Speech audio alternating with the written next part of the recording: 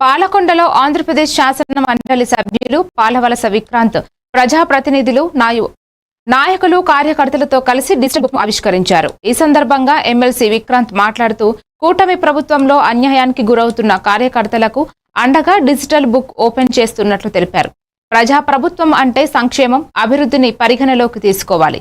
కానీ ఏపీలో కక్ష సాధింపు రాజకీయాలు చేస్తున్నారు అని అన్నారు. ఏవైతే మాట్లాడి తర్వాత సభలో కొన్ని వ్యాఖ్యలను వెనక్కి తీసుకున్నారో వీలైతే బాలకృష్ణ గారు కూడా తాను చేసినటువంటి వ్యాఖ్యలు వెనక్కి తీసుకోవాలని కోరుతున్నాను. ఎందుకంటే జగన్మోహన్ రెడ్డి గారి తాలూకా స్వభావం కానీ లేకపోతే ఆయన తాలూకా వ్యవహార శైలి కానీ ఒక ఉదాత్తమైనటువంటి ఒక వ్యవహార శైలి అయింది. అటువంటి వ్యక్తిని అగౌరవపరిచినట్టుగా కించపరిచినట్టుగా చేసినటువంటి వ్యాఖ్యలు చాలా బాధాకరం. ఏది ఏమైనప్పటికీ కూడా అంటే ఏనుగు వెళ్తే 100 కుక్కలు అరుస్తుంటాయి, ఏనుగు వెలుగు ఏనుగుదే, కుక్క వెలుగు కుక్కదే. మరి ఈ సందర్భంగా ఏనుగు ఎవరో కుక్క ఎవరో మీకు తెలిసే ఉంటుందని మీ ద్వారా తెలియజేసుకుంటూ జగన్మోహన్ రెడ్డి గారి తాలూకా గొప్పదనాన్ని కానీ మరి అలాగే జగన్మోహన్ రెడ్డి గారు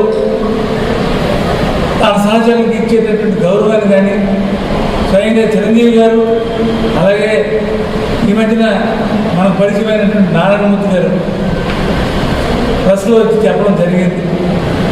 ఆ సందర్భంలో కూడా వారు చెప్పినటువంటి విషయాల్ని మనం చూస్తే జగన్మోహన్ రెడ్డి గారు ప్రతి ఒక్క తోటి మనిషికి తనకన్నా ఎక్కువ గౌరవం ఇచ్చి ఒక మంచి స్వభావం ఉన్నటువంటి వ్యక్తి కాబట్టి ఈ విషయాన్ని మీరు గమనిస్తారండి.